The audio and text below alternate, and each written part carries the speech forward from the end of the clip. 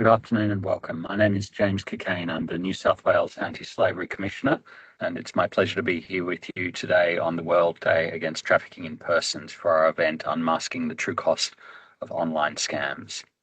I want to acknowledge that I'm speaking to you today from unceded Aboriginal land, the traditional lands of the Gadigal people of the Eora Nation. First Nations communities in Australia have survived practices that we would today call modern slavery and continue to wrestle with its legacies. We hear about online scams every day here in Australia. Australians are duped out of their super databases of our most personal details are sold on the dark web from once trusted institutions. We have elderly Australians who are tricked into handing over their life savings in romance scams, or internet shoppers having their identities stolen and their lives turned upside down as a result. Perhaps, though, not all of us are aware that the person or the organisation that has been scammed is often not the only victim in these experiences. Today, we'll be speaking to a range of international experts in this very area to shine a light onto one of the darkest corners of the internet and its human costs. The April 2025 report of the United Nations Office on Drugs and Crime, Inflection Point, Global Implications of Scam Centres, Underground Banking and Illicit Online Marketplaces in Southeast Asia, highlights that scam syndicates in Southeast Asia have become a global threat. These operations, it turns out, rely heavily on trafficking in persons for forced criminality, the imprisonment of thousands of people in compounds to carry out cryptocurrency scams, romance fraud, investment scams, and other kinds of online fraud. The UN Office on Drugs and Crime estimates that hundreds of industrial-scale centres are now operating in countries like Cambodia, Myanmar, and elsewhere, and they house up to 100,000 trafficked workers, generating nearly 40 billion American dollars in profits annually. So to help us understand this phenomenon and what it means, particularly in the world of trafficking, I want to briefly introduce our panel. Mohammed Salam Abdus is a survivor of human trafficking into these online scam centres in Cambodia and is today an advocate for others. Amnesty researcher and co-author of their recent and powerful report, Jonathan. The report was named "I Was Someone Else's Property, Slavery, Human Trafficking and Torture in Cambodia's Scamming Compounds," joins us. And that report focuses on this growing industry in Cambodia in particular. Having heard from them, we'll then zoom out to get a more regional view from the CEO of Global Arms Incorporated, Michelle Moore, and conclude with comments from Jacob Sarkady, the founder and leader of the Global Counter-Trafficking Group and chair of the Australian International Counter-Slavery Alliance.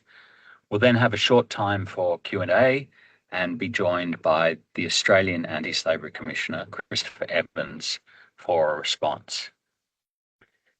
So what is the true cost of online scams? Well, recently here in New South Wales, we had to find around $90 million in public funds to plug a hole in our cybersecurity network in response to an alarming report from the New South Wales Auditor General. The Australian government announced an additional $586 million in 2023 to deliver its cybersecurity strategy. Westpac reported it had invested more than $100 million in scam prevention over 2 years in its most recent modern slavery statement. The National Scam Centre's Targeting Scams report states that over $2 billion was the combined reported losses from scams in 2024, from 404,732 reported scams. And clearly some of this preventive spending is beginning to work, as that figure reported by the National Scam Centres was about 24% down on the previous year. So an enormous financial cost from these scams, both in preventative measures and, of course, the losses for those who suffer victimisation. But scammers themselves too often are also the victims. Online scams like these often exist due to the rent taking from the trafficking of people's labour. So to discuss what that means in real life, I want to introduce first Muhammad Salam Abdus, himself a survivor of this trafficking. Salam, welcome. It's a real pleasure and honor and privilege to have you joining us today. I wonder if you might begin perhaps just by introducing yourself to the audience. Thank you, Mr. James. I'm honored. It's my pleasure to be part of this excellent panel today.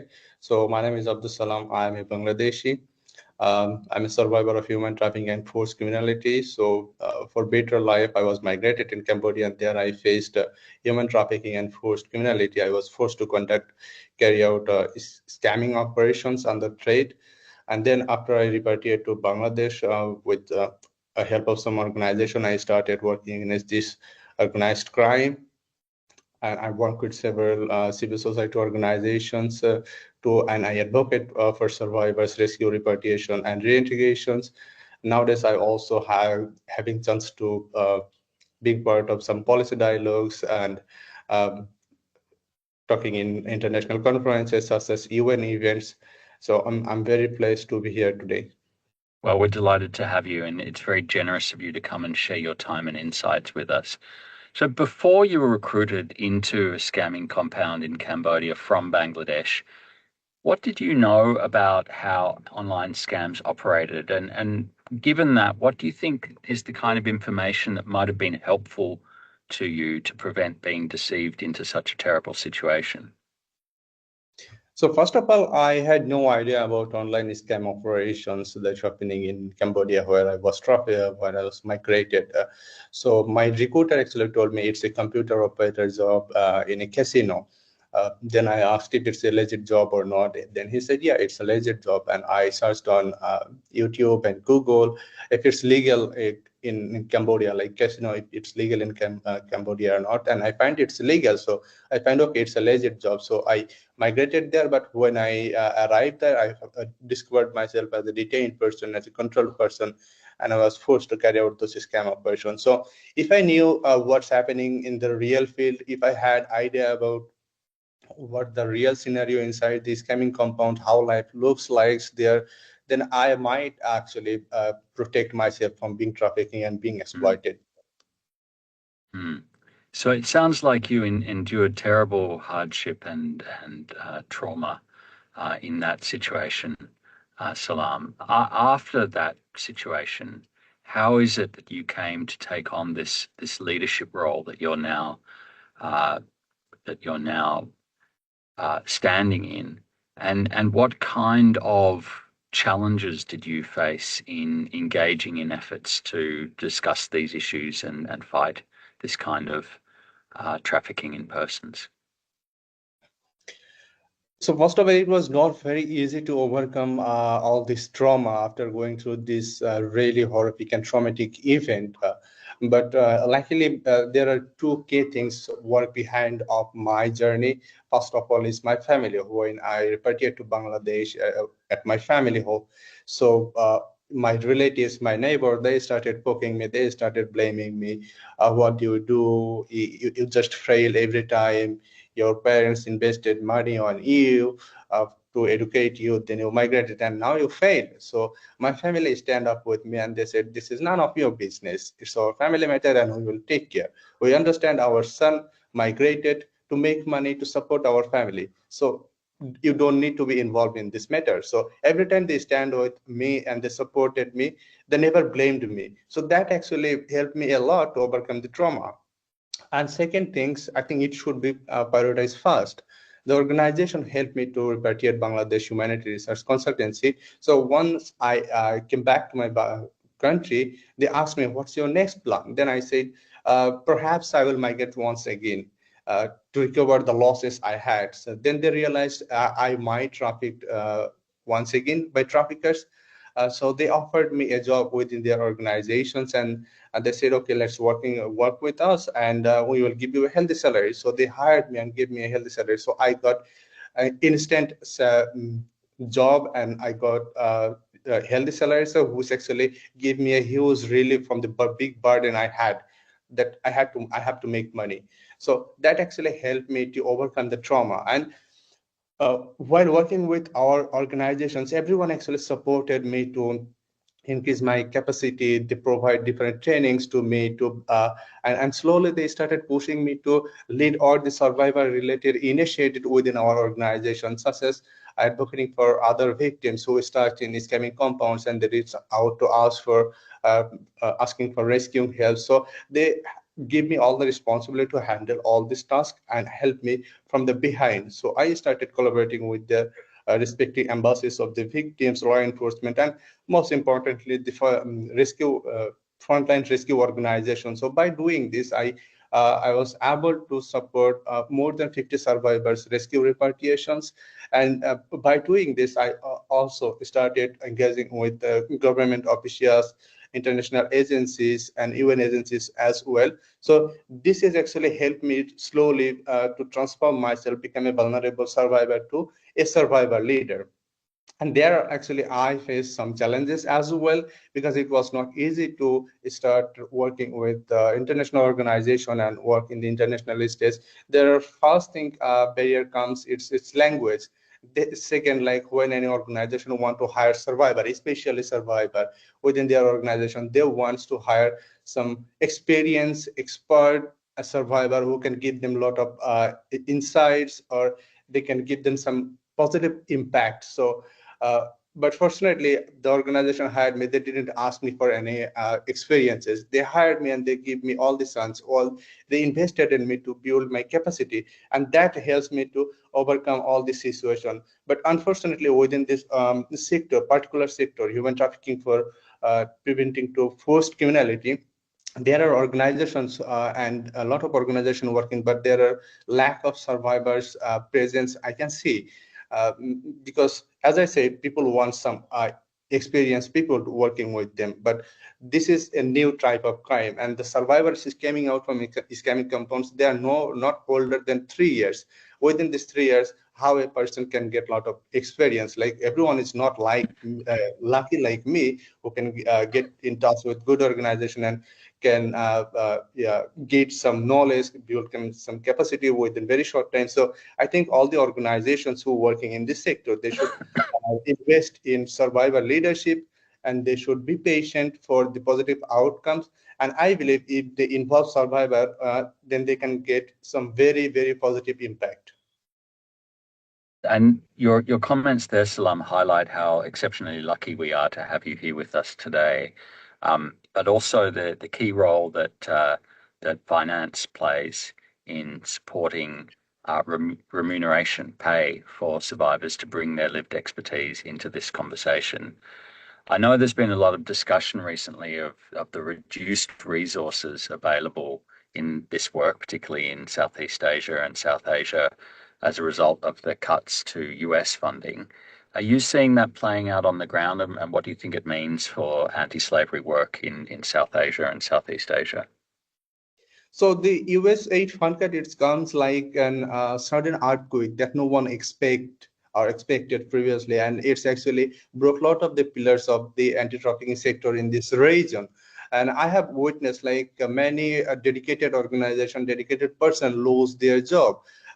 Especially the grassroots organization who work the most in to protect the community and reproduce the community to combating this crime, this organized crime. So it's a very big disaster, and it's not just damaging this a particular region. It's ultimately damaging the whole world, because if we don't work to prevent this crime, then trafficker will be get free and freedom, and they will recruit more people in scamming compounds, and ultimately the Western countries and the rich countries like Australia, they will be affected, because those people will be forced to target people from these rich countries. So I think it's the time for the government like Australia, who provide the end like aid fund, uh, they should come step forward, and they should increase their help to combating this crime. Thank you. I think your comments there, Salam, point to the global implications of these issues. We certainly see the spread of this business model now beyond Southeast Asia into other parts of the globe, including further west. So your warnings are very well made. Thank you so much for being with us. If you have questions for Salam or any of the other panelists, we'd invite you please to drop them in the Q&A function. You can find that on the ... more button. If you can't see it already on your ribbon, just click on there, click on the Q&A, enter your questions. We'll collect those and ask as many of those to the panelists as we can towards the tail end of the conversation. With thanks to Salam, I'm going to come on now to Jonathan from Amnesty. So Jonathan, in the latest report you worked on, Amnesty documented 53 scamming compounds in Cambodia.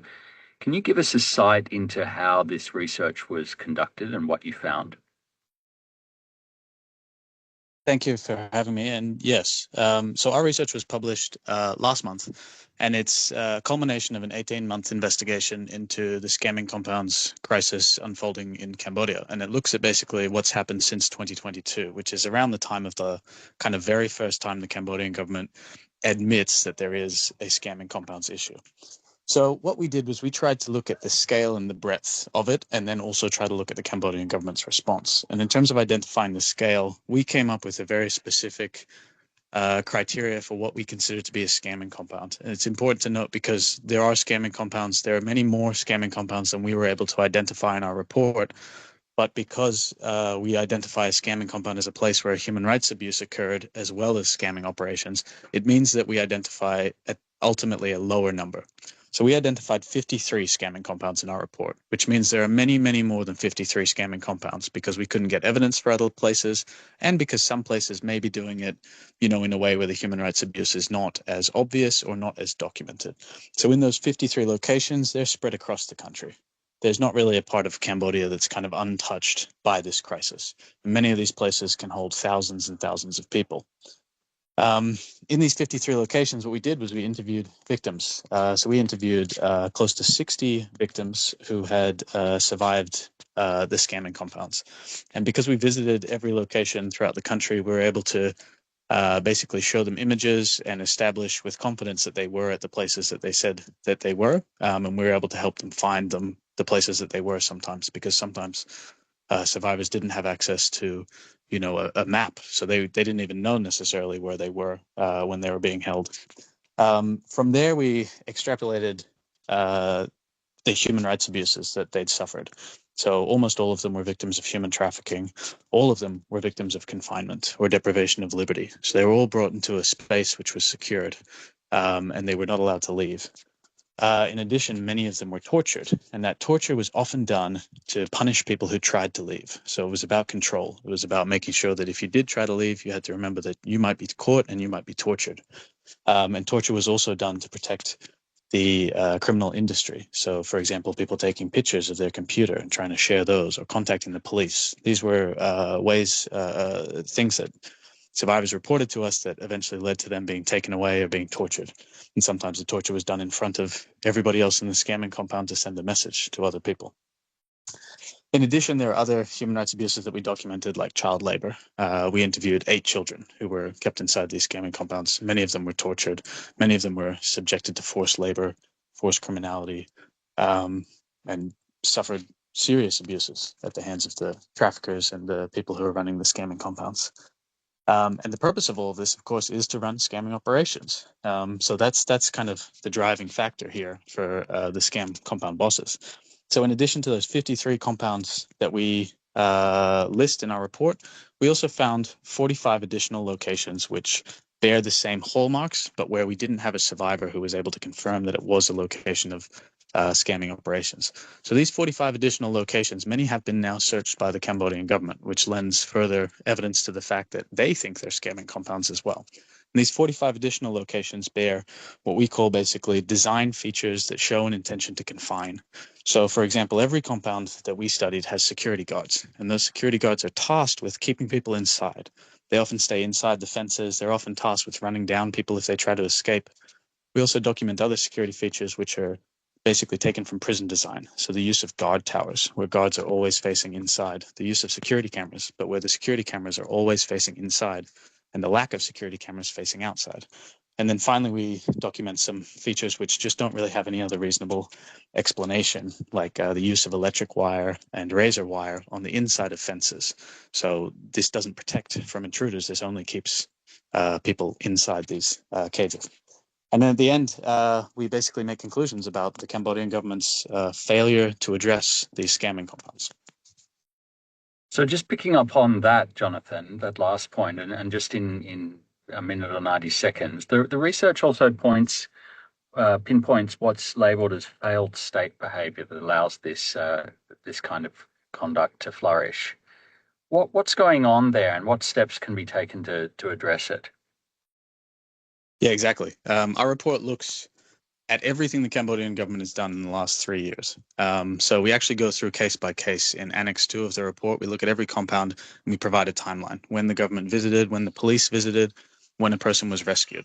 And what we do is we show basically that the Cambodian government has been aware of these locations and the things happening inside these locations for many, many years, but they failed to shut down these locations. So as an example, there's a very famous scamming compound in our report referred to as BS02, which is Bottom Sakor.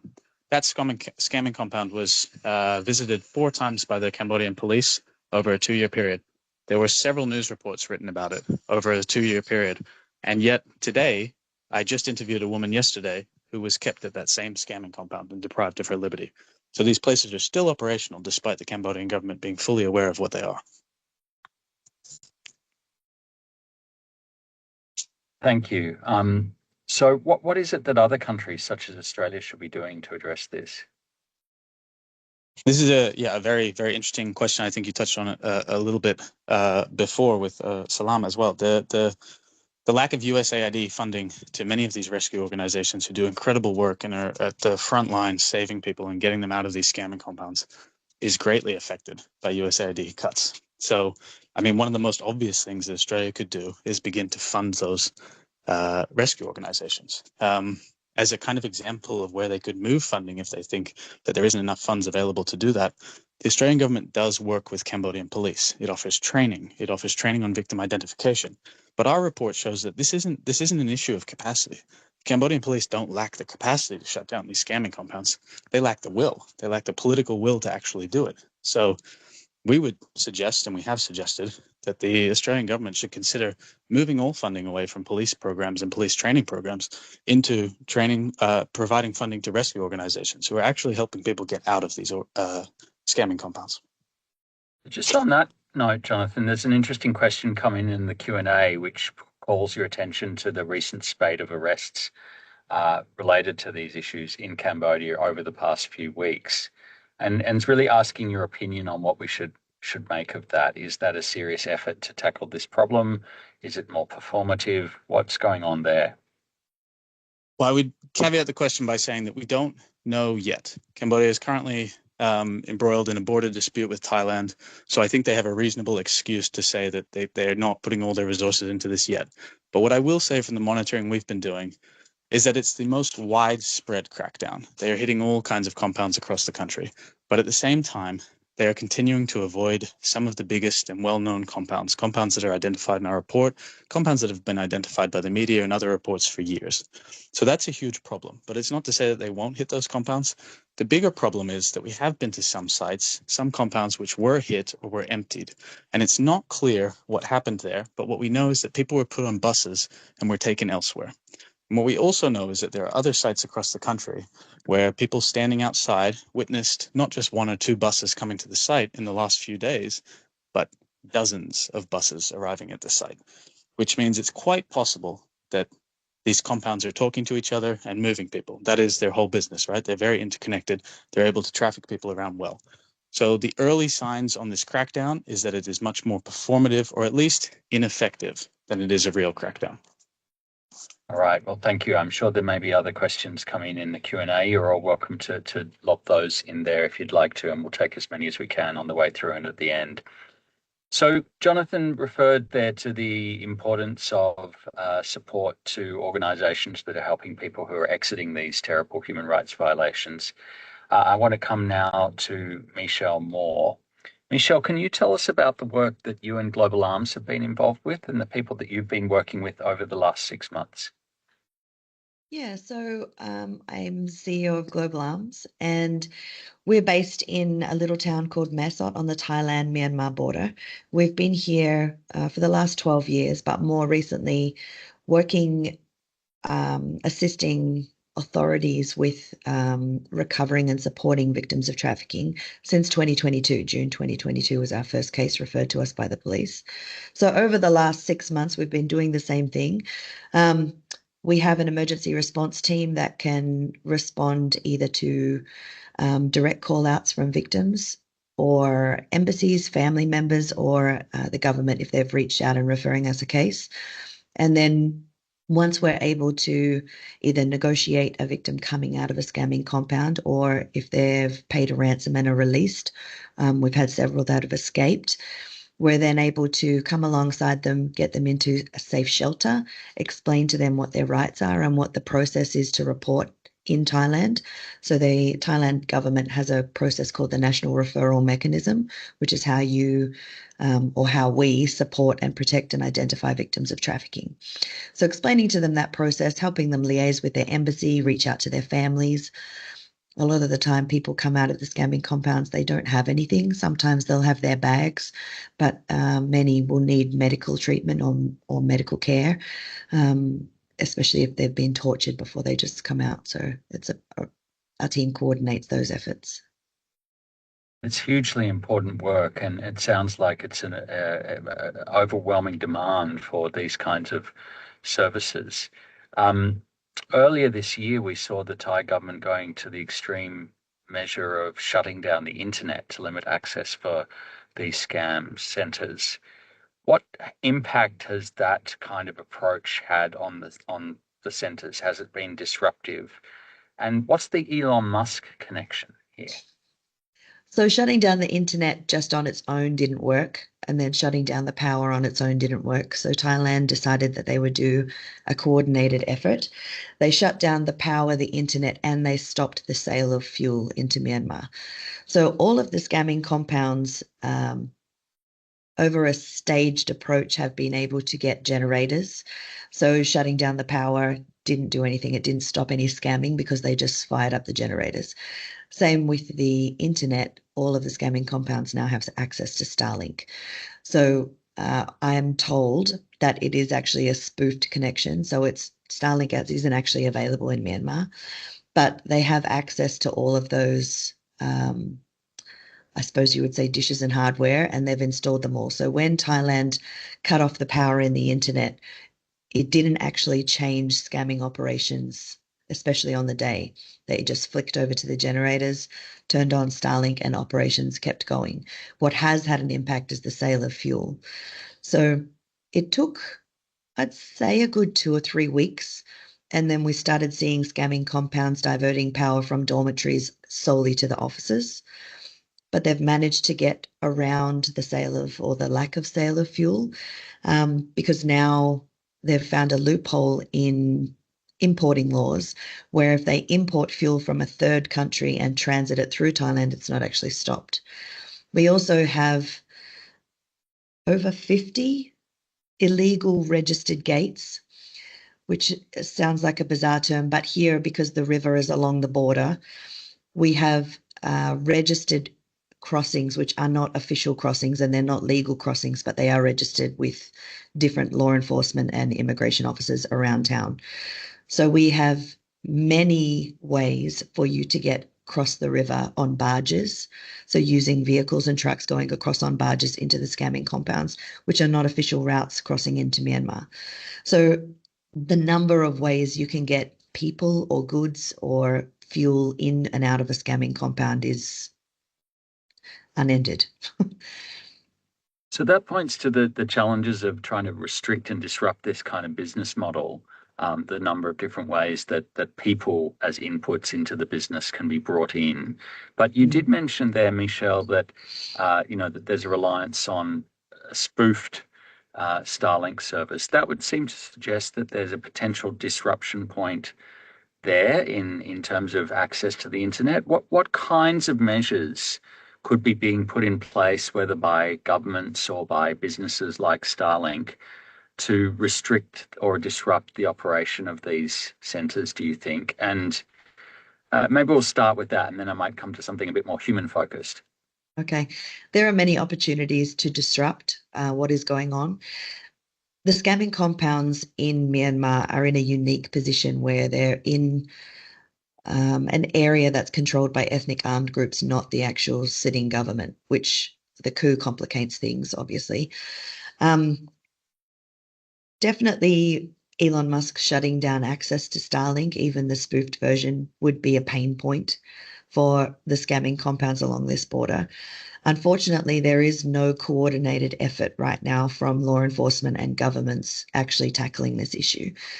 The UNODC has set up a group or a network called the Emergency Response Network, which brings together international law enforcement from Southeast Asian countries. However, it doesn't include international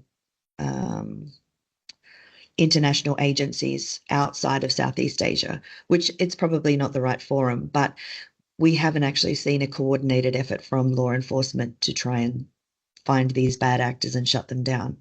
Our organization supports DSI and other international law enforcement with intel that we gain from client interviews or interviews with survivors when they come out. But because there's no coordinated effort, the only thing that has happened is funding has been cut and we've put on sanctions. But that doesn't actually do anything on the ground. So let me just make sure I've heard that correctly. We have a ongoing crime that potentially involves hundreds of thousands of victims with costs in the tens of billions of dollars all around the world. And at the moment, we don't have a coordinated international law enforcement response beyond local Southeast Asian coordination through an UNODC group and some level of semi-coordinated sanctions. Did I hear that right? That is correct. And what does that mean for the people like Salam who've actually endured torture, unlawful confinement, enforced disappearance, human trafficking, forced labor, servitude? What kinds of support do they need, and where would that fit in a more coordinated response?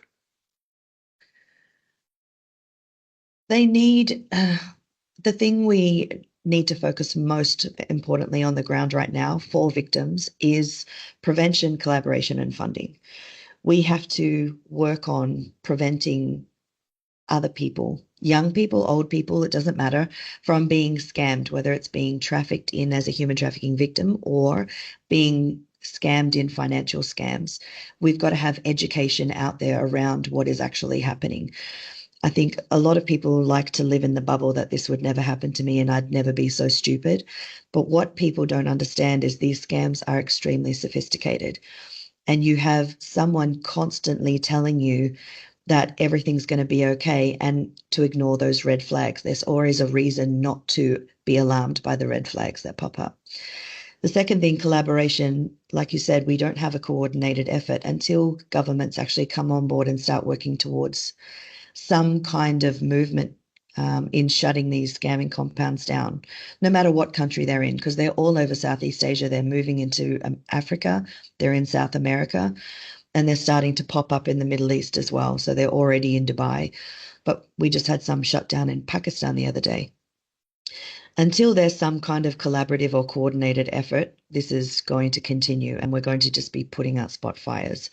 The other thing is funding. If we don't start funding CSOs like mine and like other NGOs in Southeast Asia or in the hotspots where these scamming compounds are, we won't be able to recover victims out of the scamming compounds. We won't be able to prevent victims going into the scamming compounds.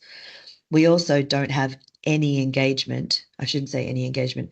We don't have any resources going into reintegration. So survivors coming out of the scamming compounds are repatriated and they're going back to an even worse situation than they left. So unless we actually focus on those reintegration efforts, there's a lot of trauma that comes along with going into a scamming compound and enduring those experiences, and then trying to reintegrate into your community, trying to explain what's happened, trying to live with what's happened, but then also trying to find a solution for your own lack of income or whatever the motive was for you going in the first place, which normally is financial. If you don't have a solution or support around those issues, we have people being re-trafficked. So we've had 27% of our clients re-trafficked once they've gone home. they've tried to do their due diligence, but again, it's easy to be caught in the loop and not recognize the signs. Well, thank you so much for all the work you're doing, Michelle, to try and make a difference on this very gnarly issue. And thank you for being with us today. Hope you'll stick around and there may be other questions that come your way through the remaining Definitely. time. I'm going to come on now to Jacob Sarkady. As the chair of the Global Counter Trafficking Group, Jacob, can you outline why you established the group and what you're currently focusing on? Yeah, thanks, James. So yes, Jacob Sarkady, CEO of Global Counter Trafficking Group and chair of the Australian International Counter Slavery Alliance. I just want to pay respect to Michelle, Abdusalam, and Jonathan for the exceptional work that they are each doing in their fields. GCG exists to drive collaboration, to uplift local capability around the world, and to disrupt trafficking networks so as to protect people from exploitation. We've been in operation for the last few years, and one of the things that we notice particularly in the civil society environment where we're operating in Southeast Asia is it is a very fragmented space, as Michelle has outlined, and Abdusalam, it is extremely low resource. The outsized impact that these organizations, survivor leaders and others are having is extraordinary for the limit of resource that they have at their disposal. And so while we recognize that's a significant weakness and challenge, we also recognize their incredible strength in these organizations. And so we take a strength-based approach to our program interventions, designing collaboration systems with a headquarters in Bangkok. That the last few years, while our focus has been primarily on child exploitation and exploitation in live stream sexual abuse of children, we're increasingly seeing the adaptability of our model driving integration, operational interagency collaboration between NGOs and law enforcement on a weekly and monthly basis. And we're finding that type of integration where we can help us understand the threat landscape. It can help empower local law enforcement. It can help us identify where are the rub points, where are the nodes where you could disrupt trafficking and organized crime. And so we're seeing some good developments there, and that's on the collaboration front. And then we've also, as Michelle has been talking about, seeing the opportunity in prevention. And we're recently, last year, engaged by the US government to run Thailand's first national prevention campaign to prevent people being trafficked into scamming compounds. We had a great engagement with the likes of Michelle and others, survivor leaders in Bangkok. We designed the strategy for the campaign, all for the purpose of preventing people being trafficked through Thailand and from Thailand into Myanmar, Cambodia, and elsewhere into the scamming compounds. The only thing that got in the way with that was the absolute cataclysmic disruption of funding, with the US funding dropping out. And so we have essentially a campaign that could run out in partnership with Thai government to prevent people being trafficked into scamming compounds. And what do organized crime bosses need to get their enormous wealth pulled out of countries like Australia? Trafficked labor. And there is one thing that community organizations like Global Arms and others know really well, is how to effectively put out social behavior change campaigns that can prevent people from being trafficked. So that's where GCG is trying to make a contribution. And again, similar to others, there is an opportunity here. You could say an opportunity cost by not acting sooner. Sorry, James, you're on mute there, I think. Yes, thanks, Jacob. You mentioned their transnational organized crime. Is the link between these scams and transnational organized crime something that you think here in Australia the public really understands? I think people haven't understand that there is a criminal element, but we don't really understand the depth and breadth by which these networks are operating. Transnational organized crime has been around for a very long time. It has just accelerated and harnessed its model in this field over the last few years to reap extraordinary profits. The estimates in Cambodia, for example, was that it accounts for now about 40% of the GDP of the entire economy.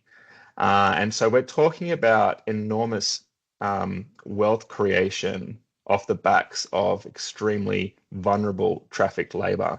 And I think we have to understand in Australia that if we're going to have a meaningful contribution that can push this back, we need to step up in partnership with Asian and Southeast Asian countries to really find the different points of intervention diplomatically, from a development perspective, and from the private sector that can see us really create, make it more expensive, you could say, to run these kind of scamming operations and actually start to see significant convictions where possible.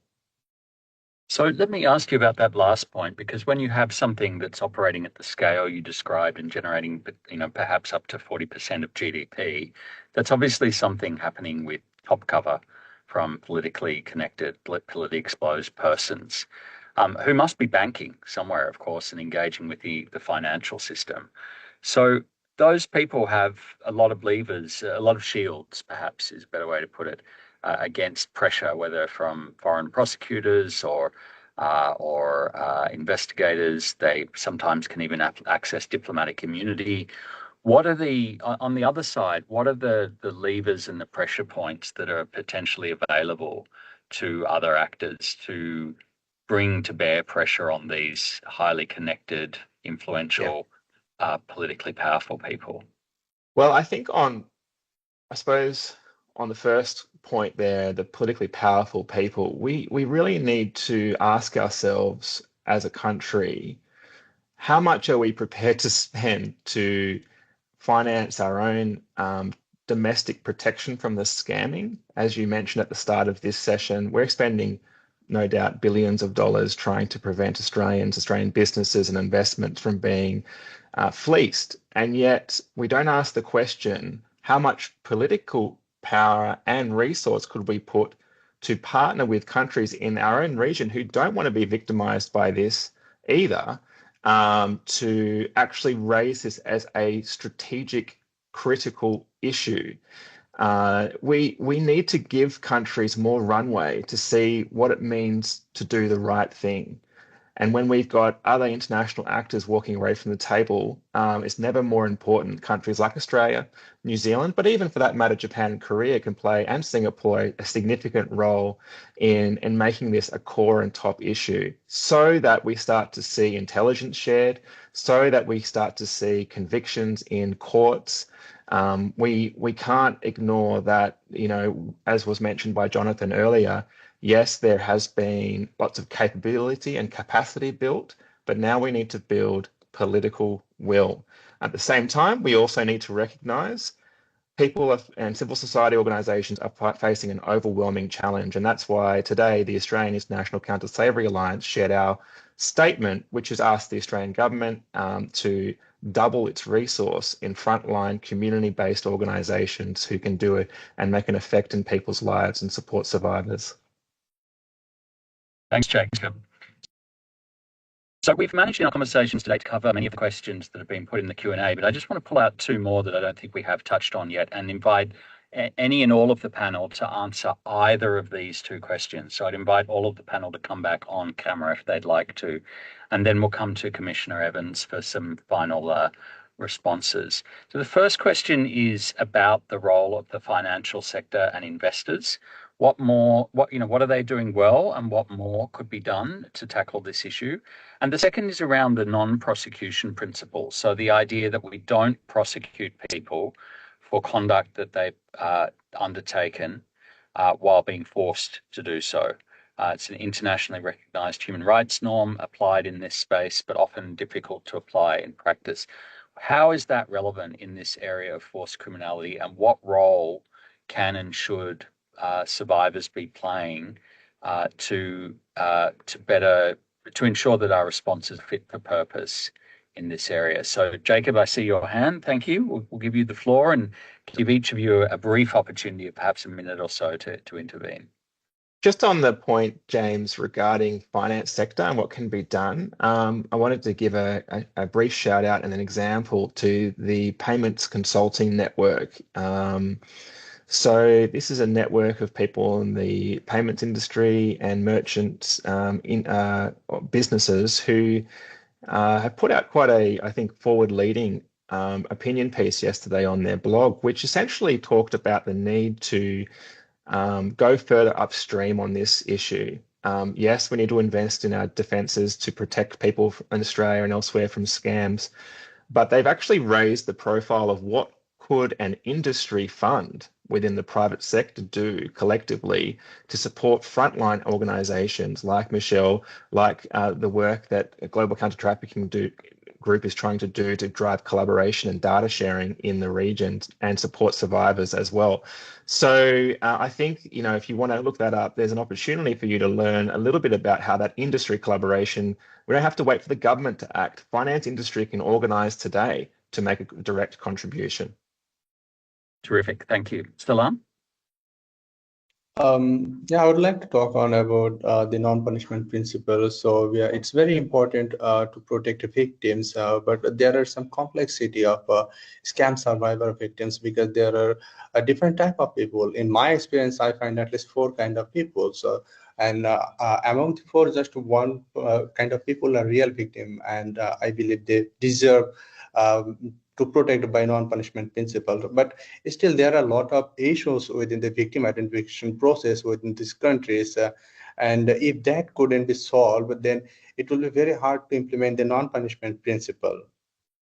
And to do that, I think it's very important to involve survivor who actually experience those kind of exploitation in the first hand. They can briefly, they can tell the government in details how they can improve their victim identification process.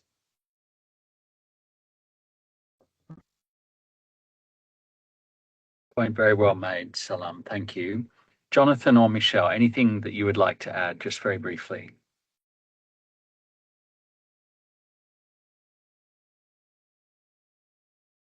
Go ahead, Michelle. I think when it comes to victim identification, there needs to be some investment in training in the right people. So we've had a lot of training, especially in Thailand, with Royal Thai Police and different agencies here over the last couple of years around victim identification and interviewing and using the peace model, which is all very important. But I don't think we're training the right people to do these jobs. So we have generally people on the fringes or people in hierarchical, up higher in the hierarchy. So you don't actually have people on the ground doing the role, actually receiving the training that they need for it. But Salam did bring up a critical issue. Victim identification is not strong across Southeast Asia when it comes to identifying victims of trafficking for forced criminality.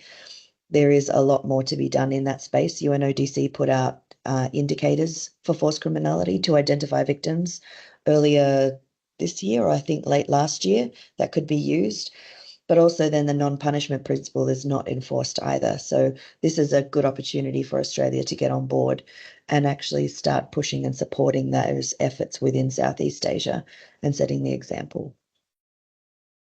Thank you. And finally, Jonathan, anything briefly from you? Yeah, I think mostly to reiterate what everybody else has said on the importance of the non-punishment principle. But just to note, in Cambodia, it's well established that the police don't require more training on the non-punishment principle or on interviewing victims. This isn't necessarily a case in which we just need to run more training programs in Cambodia. It really is a case based on the research that we've done where the police just need to do their job properly. And so it does become a question of, should we not just be supporting the rescue groups and the groups on the ground that are actually treating the victims like victims, rather than running training programs for police who will actually not be able to do their job, either because of political interference or who are not taking the training program seriously and potentially causing harms to victims. I mean, as an example, which is featured in our report, we interviewed a 15-year-old girl who was trafficked to Cambodia, and she wasn't allowed to have her trusted Chinese interpreter in the room with her when she was interviewed by police. She was given a police interpreter. That police interpreter then said that the two police officers, both male, took her into the room and asked her about sexual abuse. And she didn't want to contribute. And then, of course, the kind of response that the police gave was that they couldn't help her if she wasn't willing to talk. And that kind of stuff, of course, very, very problematic. And I think the initial response might be we need to train those police officers.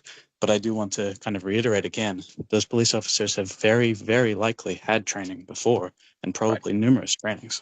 Right. Thank you, Jonathan. And thank you to all of the panel for your very rich insights. I'm going to turn the floor over now to Commissioner Christopher Evans, the Australian Anti-Slavery Commissioner, for any response from your side, Commissioner.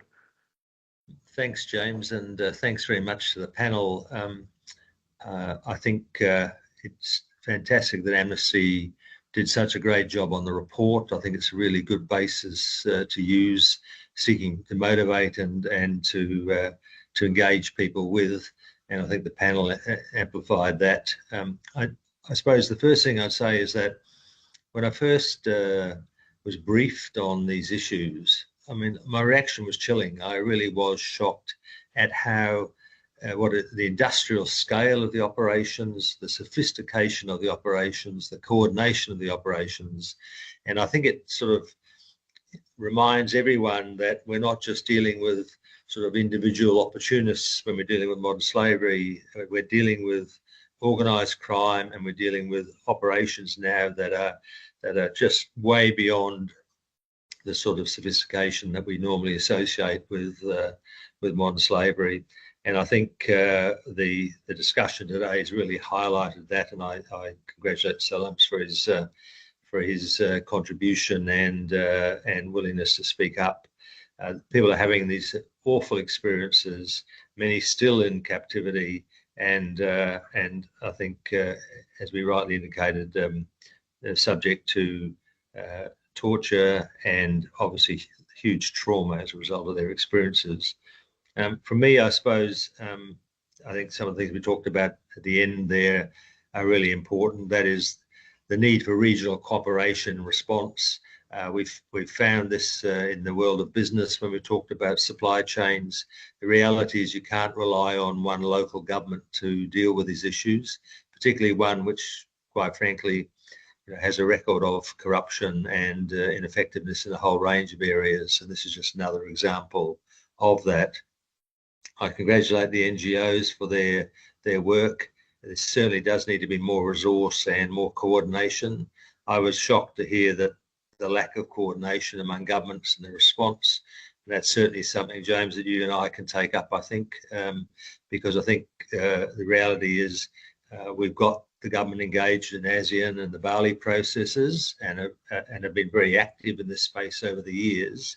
But we should be doing more, and we can do more. And I think this is a reminder, perhaps to me and James, that we should put a bit more pressure on the government about that response. And I think we can take that opportunity up.